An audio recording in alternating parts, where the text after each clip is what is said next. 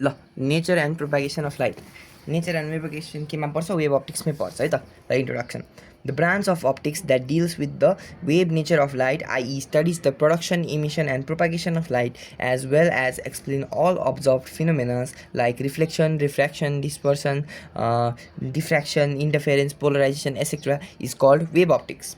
Some important theories of light are Newton's corpusculus theory, Huygens wave theory, Maxwell's wave theory, quantum theory, and dual theory. है ल Newton's कोर्पस्कल theory पढौँ. यसले के भन्छ smallest particle of light जुन massless हुन्छ र स्पिड अफ लाइटमा ट्राभल गर्छ त्यसलाई स्ट्रेट लाइनमा ट्राभल गर्छ त्यसलाई के भन्छ कोर्पस्कुल भनेर भन्छ. Light is made of corpuscles when entered into eye activate the active nerve होइन. डिफ्रेन्ट कलर भनेको डिफ्रेन्ट साइज अफ कर्पस्कल्स भनेर बुझ्ने. रिफ्लेक्सन भनेको कर्पस्कल्सहरू बााउन्स भएको, रिफ्र्याक्सन भनेको कर्पस्कल्सहरू अब्जर्भ भएर भेरिएबल स्पिडमा गएको. डिस्कार्डेड यो किन डिस्कार्डेड भयो after it was found that the speed of light decreases in denser medium है.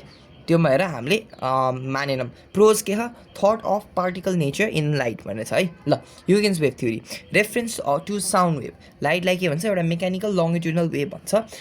Transfers particle transfers energy needs medium. Colour किन आउँछ डिफ्रेन्ट वेभलेन्थको कारण कलर हुन्छ भन्छ. Wave enters eye activates optic nerve त्यही भएर हामीले देख्छौँ.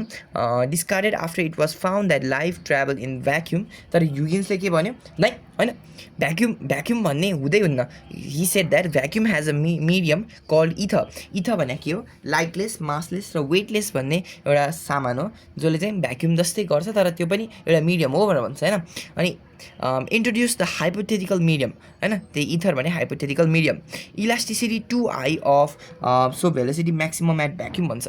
त्यो यङ्स मोडल्स अफ इलास्टिसिटी थियो नि इलास्टिसिटी भन्ने एकदमै हाई हुने कारणले मिडियममा म्याक्सिमम भेलोसिटी हुन्छ भन्छ र इनर्सिया पोजिस गर्छ भन्छ. तर माइकलसन्स मोरिस एक्सपेरिमेन्टले के भेट्टा इथर भन्ने कुरा एक्जिस्ट गर्दैन. अब यसको प्रोज के छ भन्दाखेरि almost defines all optical phenomena except polarisation which is purely transverse characteristic र यो के भन्छ यो थ्योरीलाई कन्सिडर द के भन्छ Huygens is consider the father of wave theory किनकि यसलाई प्रिन्सिपल थ्योरी भनिन्छ है. ल म्याक्सवेल वेभ थ्योरीले के भन्छ लाइट भनेको इलेक्ट्रोम्याग्नेटिक वेभ हो नन मेकानिकल र ट्रान्सफर हुने होइन. Explain polarisation couldn't explain photo electric effect र डिस्कार्डेड आफ्टर क्वान्टम थ्योरी. अब quantum theory both particle and wave nature भन्छ. यो आइन्स्टाइनले दिएको एक्सप्लेन फोटो इलेक्ट्रिक इफेक्ट होइन इन्कम्प्लिट थियो. Introduce probability and uncertainty. Finally dual nature both particles and wave nature most एक्सेप्टेडवाला हो यो. But both nature is not exhibited at same time. So दुवै एकैचोटिमा देखिँदैन. इफ मिडियम छैन भने वेभको तरिकाले काम गर्छ भनेर भन्छ. ल Huygens wave theory. For the very first time, Huygens introduced the wave nature of light with reference to sound wave. Right? He assumed that light wave is a mechanical wave which has longitudinal nature and propagates through a medium through wave motion. According to him, when light wave enters our eyes, it activates the optic nerves and gives the sensation of vision, and different colors are due to different wavelengths of light. To explain the propagation of light through space/vacuum, he assumed that all space including vacuum is included with a special lightest medium called ether, which is massless, colorless, weightless, tasteless, odorless, invisible, but possesses highly elastic property and inertia. On the basis of this theory, all observed optical phenomena are well explained except polarization, because polarization is purely transverse characteristics wavefront. To explain the propagation of light wave through homogeneous medium, Huygens introduced the term wavefront.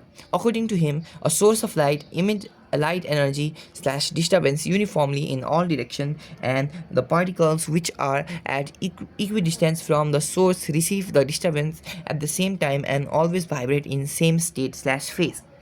The locus drawn to the particles which are at equal distance from the source and always vibrate in the same state are called wavefront. Right? The locus drawn to the particles which are at equal distance from the source and always vibrate in same state is called wavefront.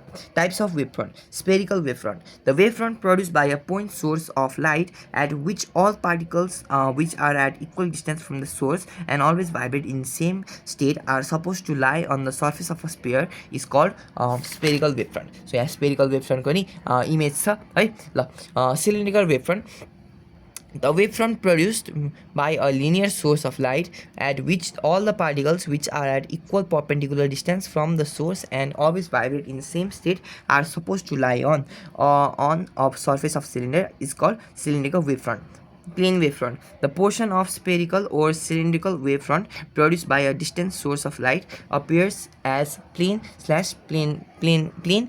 called plane wavefront. है ल यहाँ figure छ यो spherical भयो यो चाहिँ के भन्छ सिलिन्डरको भयो यो प्लेन भयो प्लेन यस्तो नि बनाउनु पायो यस्तो नि बनाउनु पायो स्पेरिकल एक्चुअलमा यस्तो हुन्छ है तर हामीले यो सिम्पल तरिकाले यस्तो बनाएको यो हेर्दाखेरि सर्कुलर छ तर यो यस्तो हुन्छ स्पेरिकल यस्तो यस्तो गरी हुन्छ ल अब यहाँ क्वेसन हेरौँ how can you convert spherical wavefront to plane wavefront and vice versa भनेर सोधेको छ by using convex lens we can convert spherical wavefront to plane wavefront and vice versa. ल Huygens principle ले के छ explains how light travels to wavefront हैन अनि all preceding particles secondary source of light भनेर मान्छ particles भने point भनेर मान्छ disturbance भने spread हुन्छ from point spherically send हुन्छ र secondary source wavelets भनिन्छ भनेर भन्छ हैन ल अब के छ all points of particles are wavelets भनेर wavefront भनेर भन्छ हैन ल अब के गर्छौं हामी according to Huygens light wave propagates through a homogeneous mixture medium in the form of wavefront.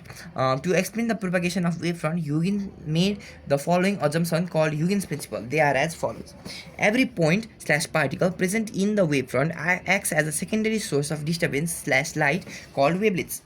They are spread spherically in all directions with the speed of light. Right?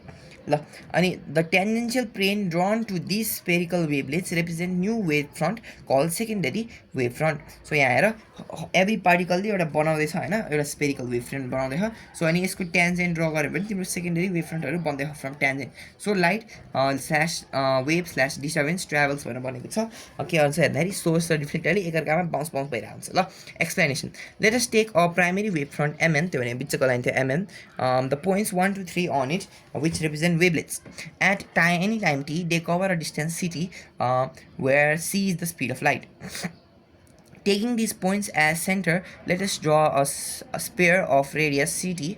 Now, tangential plane drawn to these spherical wavelets in forward direction represents secondary wavefront.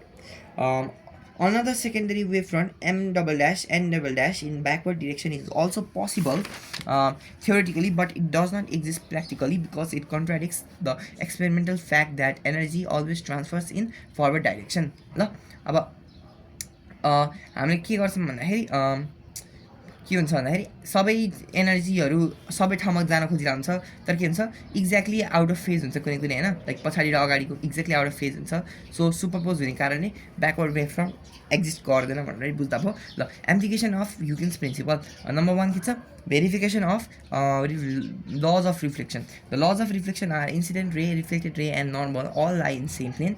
र अर्को के छ angle of incident is equal to angle of reflection I equals to r अनि यहाँ figure छ figure हेर suppose a plane wavefront AB. So यहाँ plane wavefront AB भन्ने छ हैन plane wavefront AB of plane wavefront AB is incident on the reflecting surface xy at an angle I हैन so यो AB भयो I भन्ने एंगलमा incident छ है Initially at time t equals to 0, let the point A of the incident wavefront just touch the reflecting surface. Again, let at any time t the wavelet B reaches the point D and BD equals to CT, C भनेको speed of light of the reflecting surface.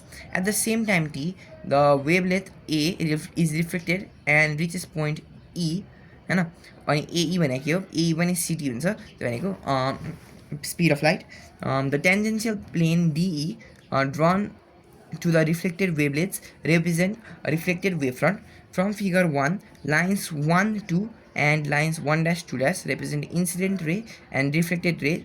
N1 and N2 are the normals to the reflecting surface, and R is the angle of reflection. From figure, triangle ABD, so triangle ABD, BD BD divided by AD भनेको sin I हुन्छ, त्यो भनेको CT divided by AD भयो. अब also in triangle AED, sin R भनेको के हुँदो रहेछ, AE by AD, त्यो भनेको CT by AD.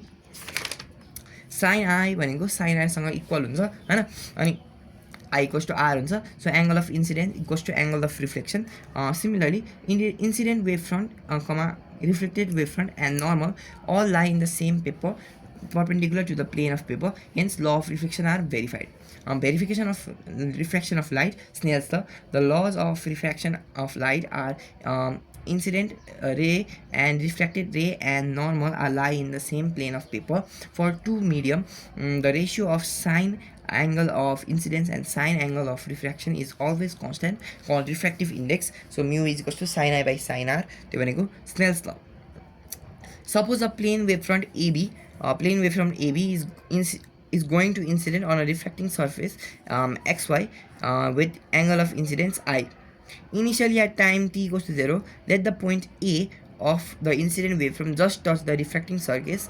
Again, at any time t, let the wavelength B reach the point D, BD भनेको के हुँदो रहेछ, CT हुन्छ, of the refracting surface. At the same time t, the wavelength A is refracted to the point E.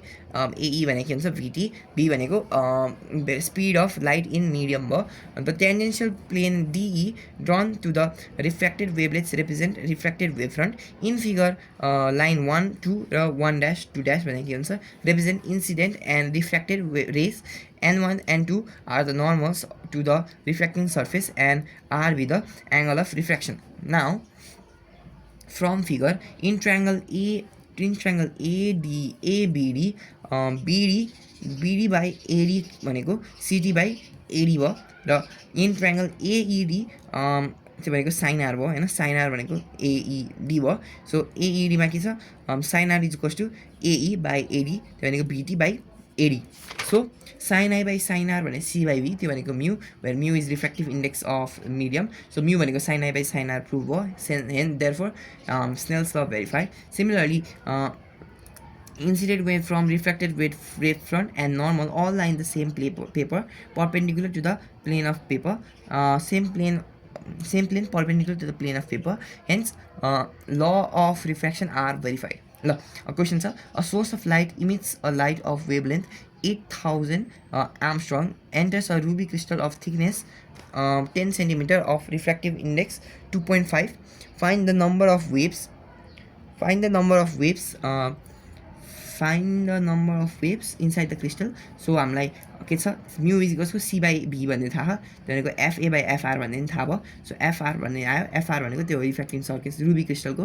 So अब के छ, 3.2 into 10 to the power minus 7 metre भनेको one wave हुन्छ हैन. अब वान वेभमा कति हुने भयो, 1/3.2 into 10 to the power 7. So 0.1 मा 1/3.2 into 10 to the power minus 7 into 0.1 हुने भयो. सो 0.1 मिटरमा कतिवटा वेभ्स हुँदो रहेछ, 312500 waves हुँदो रहेछ. A monochromatic source emits light of frequency wavelength 500 nanometer. Find the number of waves between the source and light. A reflector which are separated by a distance of 4 cm. Find the number of waves if the glass slab of thickness 10 mm and mu 1.5 is placed between them. So first case हेरौँ के छ, हाम्रो wavelength 500 nanometre छ, त्यो भने one wave भयो. So 0.04 मिटरमा कति हुने भयो, 80,000 वेभ्स हुने भयो. हामीले त्यो डिभाइड गरेर मल्टिप्लाई गऱ्यौँ है. ल 80,000 waves are between source and reflector. Glass स्ल्याबमा के हुने भयो, डी ड्यास भनेको 10 मिलिमिटर. सो म्यू भनेको lambda A by lambda B भयो हैन. सो ल्याम्डा बी भनेको के हुँदो रहेछ, 3.33 into 10 to the power minus 7 meter हुँदो रहेछ. So now 3.3 into 10 to the power minus 7 metre भने वान वेभ भयो हैन. So 10 into 10 to the power minus 3 भने कति हुँदो रहेछ, त्यो पनि निकाल्न सक्छौ. र 5 into 10 to the power minus 9 metre भनेको वान वेभ हुन्छ भनेर थाहा भयो. So 0.04 minus 10 to the power minus 3 को नि हामीले निकाल्न सक्छौँ. So total number of waves भने त्यो सम गर्ने, त्यो गर्यो भने 90030 waves is the number of waves when a glass slab is placed भनेर भन्छ.